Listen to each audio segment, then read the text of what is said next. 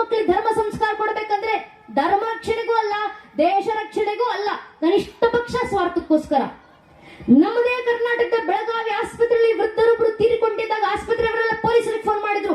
ಆಸ್ಪತ್ರೆಯಲ್ಲಿ ಅಡ್ಮಿಟ್ ಆಗಿದ್ದ ವೃದ್ಧರು ತೀರ್ಕೊಂಡಿದ್ದಾರೆ ಸರ್, ಇಷ್ಟು ದಿನ ಅವರನ್ನ ನೋಡ್ಕೊಂತಿದ್ದಂತ ಹುಡುಗ ಪರಾರಿ ಆಗಿದ್ದಾನೆ, ಫೋನ್ ಮಾಡಿದ್ರೆ ಫೋನ್ ಎತ್ತುತ್ತಾ ಇಲ್ಲ, ಏನ್ ಮಾಡಬೇಕು ಬಂದು ನೋಡಿ. ಆರಕ್ಷಕರಲ್ಲ ಆಸ್ಪತ್ರೆಗೆ ಧಾವಿಸಿ ಆ ವೃದ್ಧರ ದಾಖಲೆ ಏನೇನಿದೆ ಎಲ್ಲವನ್ನ ಆಸ್ಪತ್ರೆಯವರಿಂದ ತೆಗಿಸಿ ಅವರ ವಿಳಾಸ ಹುಡ್ಕೊಂಡು ಹೋಗಿ ಅಕ್ಕಪಕ್ಕದ ಮನೆಯವರ ಹತ್ರ ನಿಂತು ಕೇಳಿದ್ರು, ನಿಮ್ಮ ಪಕ್ಕದ ಮನೆಯಲ್ಲಿದ್ದ ವೃದ್ಧರಮ್ಮ ಆಸ್ಪತ್ರೆಯಲ್ಲಿ ತೀರಿಕೊಂಡಿದ್ದಾರೆ, ಅವ್ರಿಗೆ ಮಕ್ಕಳು ಮೊಮ್ಮಕ್ಕಳು ನೆಂಟಸ್ಥರು ಸಂಬಂಧಿಕರು ಬಂಧು ಬಾಂಧವರು ಮನೆಯವರಂತನಾದ್ರೂ ಜಗತ್ನಲ್ಲಿ ಯಾರಾದ್ರೂ ಇದ್ರ? ಅಕ್ಕಪಕ್ಕದ ಮನೆಯವರು ಸಹಜವಾಗಿ ಉತ್ತರ ಕೊಟ್ರು, ಹೌದು ಸರ್ ಅವ್ರಿಗಿಬ್ರು ಮಕ್ಕಳಿದ್ದಾರೆ, ಒಬ್ಬ ಮಗ ಅಮೆರಿಕದಲ್ಲಿದ್ದಾನೆ, ಮತ್ತೊಬ್ಬ ಮಗಳು ಕೆನಡಾದಲ್ಲಿದ್ದಾಳೆ ಸರ್, ಇಬ್ರು ಮಕ್ಕಳು ವಿದೇಶ. ಸರಿ, ಇಬ್ರು ಮಕ್ಕಳು ಫೋನ್ ನಂಬರ್ ತಗೋಸ್ಕೊಂಡು ಪೊಲೀಸರ ಮಕ್ಕಳಿಗೆ ಫೋನ್ ಮಾಡಿ ವಿಷಯ ತಲುಪಿಸ್ತಾರೆ, ಭಾರತದಲ್ಲಿದ್ದಂತ ನಿಮ್ಮ ತಂದೆ ಆಸ್ಪತ್ರೆಗೆ ಅಡ್ಮಿಟ್ ಆಗಿದ್ರಮ್ಮ, ದುರಾದೃಷ್ಟವಶ ತೀರ್ಕೊಂಡಿದ್ದಾರೆ, ದಯವಿಟ್ಟು ವಾಪಸ್ ಭಾರತಕ್ಕೆ ಬನ್ನಿ, ನಿಮ್ ತಂದೆ ಅಂತ್ಯ ಸಂಸ್ಕಾರ ಮುಗಿಸ್ಕೊಂಡು ಹೋಗಿ. ಮಗ ಅಮೆರಿಕ, ಮಗಳು ಕೆನಡಾ, ಇಬ್ಬರು ಮಕ್ಕಳು ಫೋನ್ ನಲ್ಲಿ ಪೊಲೀಸರಿಗೆ ವಾಪಸ್ ಉತ್ತರ ಕೊಡ್ತಾರೆ, ವಿದೇಶದಿಂದ ಭಾರತಕ್ಕೆ ಬರೋಷ್ಟು ಪುರ್ಸೊತ್ ನಮಗಿಲ್ಲ, ನಮ್ಮಪ್ಪನ ಶವ ತಗೊಂಡು ಎಲ್ಲಾದ್ರೂ ಬಿಸಾಡಿ ಅಂತ. ನಮ್ಮದೇ ಕರ್ನಾಟಕದ ಬೆಳಗಾವಿನಲ್ಲಿ ಕೆಲವು ಸಮಯದ ಹಿಂದೆ ನಡೆದಂತ ಘಟನೆ, ನಮ್ಮದೇ ಕರ್ನಾಟಕದಲ್ಲಿ. ಯಾಕಿಂತ ಘಟನೆಗಳು ಸಮಾಜದಲ್ಲಿ ಘಟಿಸ್ತಿದ್ದಾವೆ, ಯಾಕಿಂತ ಸಂದರ್ಭಗಳು ಜಗತ್ತಿನ ನಿರ್ಮಾಣ ಆಗ್ತಿದ್ದಾವೆ? ಒಂದೇ ಒಂದು ಕಾರಣ, ಮನೆಯಲ್ಲಿ ಸಂಸ್ಕಾರದ ಕೊರತೆ. ಅದೇ ಮನೆ ಮಕ್ಕಳಿಗೆ ಶಾಲೆ ಶಿಕ್ಷಣದ ಜೊತೆಗೆ 5ನೇ ತರಗತಿಯಿಂದ ರಾಮಾಯಣ, 10ನೇ ತರಗತಿಯಿಂದ ಮಹಾಭಾರತ, 12ನೇ ತರಗತಿಯಿಂದ ಭಾಗವತ, ಇಡೀ ಜೀವನಕ್ಕೆ ಬೇಕಾದಷ್ಟು ಶರಣರ ವಚನಗಳು, ದಾಸರ ಕೀರ್ತನೆಗಳು, ಭಜನೆಗಳು, ಭಗವದ್ಗೀತೆ ಶ್ಲೋಕಗಳು, ವೇದ ಮಂತ್ರಗಳನ್ನ ಮಕ್ಕಳ ಬಾಯಿಂದ ಹೇಳಿಸಿ ಬೆಳೆಸಿ ಸಾಕು.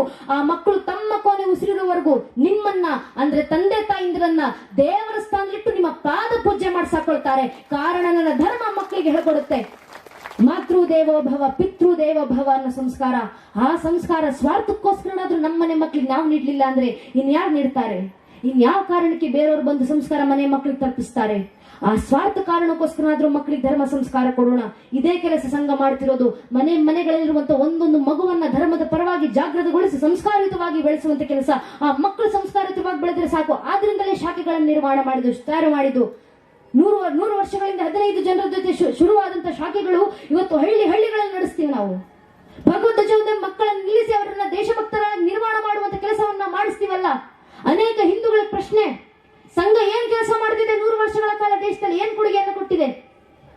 ಸ್ವದೇಶಿ ಜಾಗರಣ ಮಂಚನ ಸ್ಥಾಪನೆ ಮಾಡಿದ RSS, ವಿದ್ಯಾಭಾರತಿನ ಸ್ಥಾಪನೆ ಮಾಡಿದ RSS, ಸರಸ್ವತಿ ಶಿಶು ಮಂದಿರವನ್ನು ಸ್ಥಾಪನೆ ಮಾಡಿದ್ದು RSS, ರಾಷ್ಟ್ರೀಯ ಸೇವಿಕಾ ಸಮಿತಿಯನ್ನು ಸ್ಥಾಪನೆ ಮಾಡಿದ RSS, ವನವಾಸಿ ಕಲ್ಯಾಣಾಶ್ರಮವನ್ನು ಸ್ಥಾಪನೆ ಮಾಡಿದ RSS, ಏಕಲವ್ಯ ವಿದ್ಯಾಲಯ ಮೂವ್ಮೆಂಟ್ ಅನ್ನು ಸ್ಥಾಪನೆ ಮಾಡಿದ್ದು RSS, ಭಾರತೀಯ ಕುಷ್ಠ ನಿವಾರಣಾ ಸಂಘವನ್ನು ಸ್ಥಾಪನೆ ಮಾಡಿದ RSS, ಭಟ್ಕಿ ವಿಮುಕ್ತ ಸಮಾಜ ಪರಿಷತ್ತನ್ನು ಸ್ಥಾಪನೆ ಮಾಡಿದ RSS, ಭಾರತೀಯ ಮಜ್ದೂರ್ ಸಂಘವನ್ನು ಸ್ಥಾಪನೆ ಮಾಡಿದ RSS, ವಿಶ್ವ ಹಿಂದೂ ಪರಿಷತ್ತನ್ನು ಸ್ಥಾಪನೆ ಮಾಡಿದ RSS, ಬಜರಂಗ್ ದಳವನ್ನು ಸ್ಥಾಪನೆ ಮಾಡಿದ್ದು RSS, ಮಾತೃಶಕ್ತಿಯನ್ನು ಸ್ಥಾಪನೆ ಮಾಡಿದ್ದು RSS, ಸೇವಾ ಗ್ರಾಮವನ್ನು ಸ್ಥಾಪನೆ ಮಾಡಿದ್ದು RSS, ಗ್ರಾಮ ವಿಕಾಸವನ್ನು ಸ್ಥಾಪನೆ ಮಾಡಿದ್ದು RSS, ಅಖಿಲ ಭಾರತೀಯ ವಿದ್ಯಾರ್ಥಿ ಪರಿಷತ್ತಿನ ಸ್ಥಾಪನೆಗೆ ಕಾರಣವಾದಂತದ್ದು RSS, ದುರ್ಗಾವಾಹಿನಿಯನ್ನು ಸ್ಥಾಪನೆ ಮಾಡಿದ್ದು RSS, ಕ್ವಾಡ್ದಿ ಅಂಧತ್ವ ಮುಕ್ತ ಭಾರತವನ್ನು ಸ್ಥಾಪನೆ ಮಾಡಿದ್ದು RSS, ಕೋಕ್ಲಿಯರ್ ಟ್ರಾನ್ಸ್ಪೋರ್ಟ್ ಹಾಸ್ಪಿಟಲ್ ಪ್ರಾಜೆಕ್ಟ್ ಪುಣೆಯಲ್ಲಿ ಸ್ಥಾಪನೆ ಮಾಡಿದ್ದು RSS, ಸುಪೋಷಿತ ಭಾರತವನ್ನು ಸ್ಥಾಪನೆ ಮಾಡಿದ್ದು RSS, ಸಂಸ್ಕೃತ ಭಾರತಿಯನ್ನು ಸ್ಥಾಪನೆ ಮಾಡಿದ್ದು RSS, ಅಖಿಲ ಭಾರತೀಯ ಇತಿಹಾಸ ಸಂಕಲನ ಯೋಜನೆಯನ್ನು ಸ್ಥಾಪನೆ ಮಾಡಿದ್ದು RSS, ಸೇವಾ ಭಾರತಿನ ಸ್ಥಾಪನೆ ಮಾಡಿದ RSS, ಸೇವಾ ಸಾಗರವನ್ನು ಸ್ಥಾಪನೆ ಮಾಡಿದ RSS, ಸಂಸ್ಕಾರ ಭಾರತಿನ ಸ್ಥಾಪನೆ ಮಾಡಿದ್ದು RSS,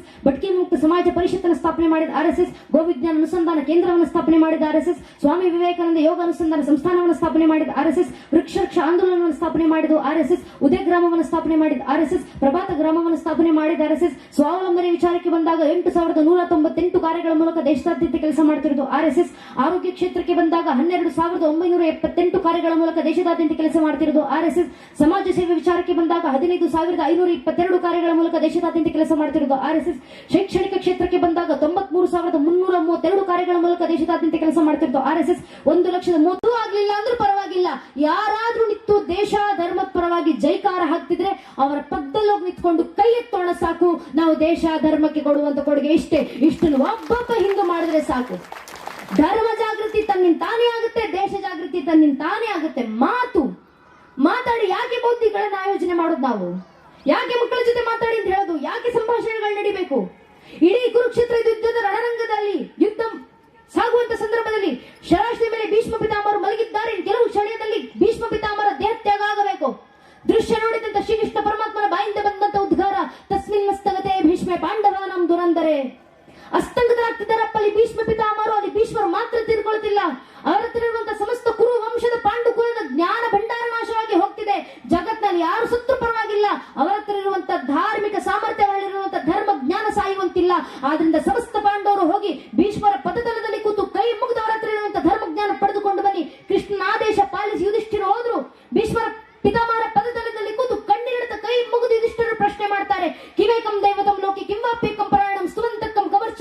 ಪ್ರಶ್ನೆಗಳ ಮುಂದಿಟ್ಟು ಧರ್ಮರಾಯನ ಯುಧಿಷ್ಠಿರನ ಷೋಡಶ ಪ್ರಶ್ನೆಗಳಿಗೆ ಭೀಷ್ಮರು ಉತ್ತರ ಕೊಡ್ಲಿಕ್ಕೆ ಶುರು ಮಾಡ್ತಾರೆ. ತನ್ನ ಕೊನೆ ಕ್ಷಣ ಶರಸ್ಸಿನ ಮೇಲೆ ಮಲಗಿರಬೇಕಾದ್ರೆ ಭೀಷ್ಮರು ತಮ್ಮ ಕೊನೆ ಕ್ಷಣದಲ್ಲಿ ಮಾಡಿದಂತ ಧರ್ಮಜ್ಞಾನ ಹೇಳಿದಂತ ಧರ್ಮ ಬೋಧನೆಯನ್ನೇ ಇವತ್ತು ವಿಷ್ಣು ಸಹಸ್ರನಾಮ ಅಂತ 100 ಕೋಟಿ ಹಿಂದೂಗಳು ಮನೆಗಳು ನಿತ್ಯ ಸಂಧ್ಯಾ ಕಾಲದಲ್ಲಿ ಪಠನೆ ಮಾಡ್ತೀವಿ. ಆಗ ಹುಟ್ಟಿದ ವಿಷ್ಣು ಸಹಸ್ರನಾಮ. ವಿಷ್ಣು ಸಹಸ್ರನಾಮ ಭೀಷ್ಮ ಪಿತಾಮಹರು ಬೋಧಿಸಿದ್ರು. ಆದ್ರೆ ಅದನ್ನು ನೆನ್ಪಿಟ್ಕೊಂಡು ಮತ್ತೊಮ್ಮೆ ಹೇಳಲಿಕ್ಕೆ ಯಾರೂ ಇಲ್ಲ. ಎಲ್ಲರೂ ಸ್ತಬ್ಧರಾಗಿ ಕೇಳಿಕೊಂಡು ನಿಂತಿದ್ದಾರೆ. ಎಲ್ಲರ ಕಣ್ಣಂಚಿಲಲ್ಲಿ ನೀರು. ಅದನ್ನು ಉಳಿಸಬೇಕಲ್ಲ, ಮುಂದಿನ ಪೀಳಿಗೆಗೆ ತಲುಪಿಸಲೇಬೇಕಲ್ಲ. ಏನು ಮಾಡಬೇಕು? ತುಡಿತ. ವ್ಯಾಸರು ಆಗ ಬಂದು ಸುಖದೇವರು ತೊಟ್ಟಿದ್ದಂತ ಮಾಲೆಯಲ್ಲಿ ಕೂಡಿಕೊಂಡಿದ್ದಂತ ಫ್ರೀಕ್ವೆನ್ಸಿ ಅನ್ನ ಕಂಡಿಡಿದು ಆ ಫ್ರೀಕ್ವೆನ್ಸಿಯಿಂದ ವಿಷ್ಣು ಸಹಸ್ರನಾಮ ಮತ್ತೆ ಬರೆದುಕೊಟ್ಟು ಮುಂದಿನ ಪೀಳಿಗೆಗೆ ತಲುಪಿಸಿದ್ರು. ಒಂದು ಧರ್ಮಜ್ಞಾನಕ್ಕಷ್ಟು ಮಹತ್ವವನ್ನು ನಮ್ಮ ಪೂರ್ವಿಕರು ಹಿಡಿದ್ರು. ಮಾತಾಡೋದ್ರ ಮೂಲಕ, ಸಂಭಾಷಣೆ ಮೂಲಕ ಪ್ರಶ್ನೆ ಮಾಡಿದ ಯುಧಿಷ್ಠಿರ, ಉತ್ತರ ಕೊಟ್ಟಿದ್ದ ಭೀಷ್ಮ ಪಿತಾಮಹರು, ಉಪಯೋಗ ಆಗಿದ್ದು ನಮಗೆ ನಮ್ಮ ಮನೇಲಿ ವಿಷ್ಣು ಸಹಸ್ರನಾಮ ಪಠನೆ ಮಾಡ್ತೀವಿ. ಪ್ರಶ್ನೆ ಮಾಡಿದ ಅರ್ಜುನ, ಉತ್ತರ ಕೊಟ್ಟಿದ್ದು ಶ್ರೀಕೃಷ್ಣ ಪರಮಾತ್ಮ, ಉಪಯೋಗ ಆಗಿದ್ದು ನಮಗೆ ನಮ್ಮ ಮನೇಲಿ ಭಗವದ್ಗೀತೆ ಪುಸ್ತಕ ಇದೆ, ನಾವು ಪಠಿಸ್ತೀವಿ. ಪ್ರಶ್ನೆ ಮಾಡಿದ್ದು ಶ್ರೀರಾಮಚಂದ್ರ, ಉತ್ತರ ಕೊಟ್ಟಿದ್ದು ವಶಿಷ್ಠರು, ಉಪಯೋಗ ಆಗಿದ್ದು ನಮಗೆ ನಮ್ಮ ಮನೇಲಿ ಯೋಗ ವಿಶಿಷ್ಟ ಗ್ರಂಥ ಇದೆ, ಮನೇಲಿ ಪಠನೆ ಮಾಡ್ತೀವಿ. ಪ್ರಶ್ನೆ ಮಾಡಿದ್ದು ನಚಿಕೇತ, ಉತ್ತರ ಕೊಟ್ಟಿದ್ದು ಯಮಧರ್ಮರಾಯ, ಉಪಯೋಗ ಆಗಿದ್ದು ನಮಗೆ ನಮ್ಮನ್ನ ಕಠೋಪನಿಷತ್ ಇದೆ, ಇವತ್ತಿಗೂ ಪಠಿಸ್ತೀವಿ. ಪ್ರಶ್ನೆ ಮಾಡಿದ್ದು ನಮ್ಮೆಲ್ಲರ ಪೂರ್ವಿಕರಾದಂತ ಸ್ವಯಂಭೂಮನು, ಉತ್ತರ ಕೊಟ್ಟಿದ್ದು ದರ್ಶನ ಕೊಟ್ಟು ಯಜ್ಞನಾಮಕ ಭಗವಂತ, ಉಪಯೋಗ ಆಗಿದ್ದು ನಮಗೆ ನಮ್ಮಲ್ಲಿ ಈಶಾವಾಸ್ಯ ಪರಿಷತ್ ಇದೆ, ಇವತ್ತಿಗೂ ಪಠಿಸ್ತೀವಿ. ಪ್ರಶ್ನೆ ಮಾಡಿದ 6 ಜನ ಶಿಷ್ಯರು, ಉತ್ತರ ಕೊಟ್ಟಿದ್ದು ಪಿಪ್ಪಲಾದ ಋಷಿಗಳು, ಉಪಯೋಗ ಆಗಿದ್ದು ನಮಗೆ ನಮ್ಮನ್ನ ಷಟ್ಪ್ರೋಷ್ಠ ಪರಿಷತ್ ಇದೆ, ಇವತ್ತಿಗೂ ಮಣ್ಣಲ್ಲಿ ಪಠಿಸ್ತೀವಿ. ಪ್ರಶ್ನೆ ಮಾಡಿದ ಪರೀಕ್ಷಿತ, ಉತ್ತರ ಕೊಟ್ಟಿದ್ದು ಶುಕಮುನಿಗಳು, ಉಪಯೋಗ ಆಗಿದ್ದು ನಮಗೆ ನಮ್ಮ ಶ್ರೀಮದ್ ಭಾಗವತ ಪುಸ್ತಕ ಇದೆ, ಮಣ್ಣಲ್ಲಿ ಪಠಿಸ್ತೀವಿ. ಗ್ರಂಥಗಳು ಉದ್ಭವ ಆಗಿದ್ದೆ ಮಾತುಗಳಿಂದ, ಸಂಭಾಷಣೆ ಮೂಲಕ. ಆದ್ರಿಂದ ಸಂಭಾಷಣೆಗಳ ಮಕ್ಕಳ ಜೊತೆ ಮಾತಾಡಿ ಮಕ್ಕಳಲ್ಲಿ ಧಾರ್ಮಿಕ ಜಾಗೃತಿಯನ್ನು ಮೂಡಿಸಿ ನಾವೀ ಕೆಲಸ ಮಾಡ್ಲಿಲ್ಲ, ದೇಶ ಧರ್ಮ ಕಟ್ಕೊಂಡು ನಮಗೇನು, ನಮ್ಮ ಮಕ್ಕಳಿಗೆ ನಾವ್ಯಾಕೆ ಧರ್ಮ ಬೋಧನೆ ಮಾಡಬೇಕು ಅನ್ನೋ ಪ್ರಶ್ನೆ ಹಿಂದೂಗಳಲ್ಲಿತ್ತು. ನಾವ್ಯಾಕೆ ಸಂಘಟಿತರಾಗಬೇಕು ಅನ್ನೋ ಪ್ರಶ್ನೆ ಹಿಂದೂಗಳಲ್ಲಿ ಬಂತು. ದಯವಿಟ್ಟು ಅರ್ಥ ಮಾಡ್ಕೊಳ್ಳಿ, ಇದೇ ಸ್ವಭಾವ. ದೇಶ ಧರ್ಮ ಕಟ್ಕೊಂಡು ನನಗೇನು ನಮ್ಮ ಮಕ್ಕಳಿಗೇನು ಅನ್ನೋ ಪ್ರಶ್ನೆ, ಈ ಭಾವ ನಿಂತಿದ್ರಿಂದಲೇ 500 ವರ್ಷಗಳಿಂದ ಇದೇ ಹಿಂದೂ ಸಮಾಜ ಜಾವ ಬಿಟ್ಟು ಬರಬೇಕಾದಂತ ಪರಿಸ್ಥಿತಿ ಬಂತು. 300 ವರ್ಷಗಳಿಂದ ಅಫ್ಘಾನಿಸ್ತಾನ ಬಿಟ್ಟು ಬಂದ್ರಿ, 200 ವರ್ಷಗಳಿಂದ ಆಗ್ನೇಯ ಏಷ್ಯಾ ಬಿಟ್ಟು ಬಂದ್ರಿ, 100 ವರ್ಷಗಳಿಂದ ತಕ್ಷಶಿಲಾವನ್ನೇ ಬಿಟ್ಟು ಬಂದ್ರಿ, 80 ವರ್ಷಗಳಿಂದ ಬರ್ಮಾ ಬಿಟ್ಟು ಬಂದ್ರಿ, 78 ವರ್ಷಗಳಿಂದ ಪಾಕಿಸ್ತಾನ ಬಿಟ್ಟು ಬಂದ್ರಿ, 45 ವರ್ಷಗಳಿಂದ ಬಾಂಗ್ಲಾದೇಶ ಬಿಟ್ಟು ಬಂದ್ರಿ, 35 ವರ್ಷಗಳಿಂದ ಕಾಶ್ಮೀರ ಬಿಟ್ಟು ಬಂದ್ರಿ. ಇಷ್ಟೆಲ್ಲವನ್ನು ಇತಿಹಾಸದಲ್ಲಿ ಗಮನಿಸಿದ ನಂತರವೂ ಹಿಂದೂ ಸಮಾಜ ಜಾಗೃತವಾಗಲಿಲ್ಲ ಅಂದ್ರೆ ಇನ್ನು 20-25 ವರ್ಷದಲ್ಲಿ ಕೇರಳ ಬಿಡುವಂತ ಪರಿಸ್ಥಿತಿ ಬರುತ್ತೆ, 30-35 ವರ್ಷದಲ್ಲಿ ಪಶ್ಚಿಮ ಬಂಗಾಳ ಬಿಡುವಂತ ಪರಿಸ್ಥಿತಿ ಬರುತ್ತೆ, 40-45 ವರ್ಷದಲ್ಲಿ ಅಸ್ಸಾಂ ಬಿಡುವಂತ ಪರಿಸ್ಥಿತಿ ಬರುತ್ತೆ. ಬಿಟ್ಟು ಎಲ್ಲಿಗೆ ಹೋಗ್ತೀರಾ ಹಿಂದೂ ಸಮಾಜ?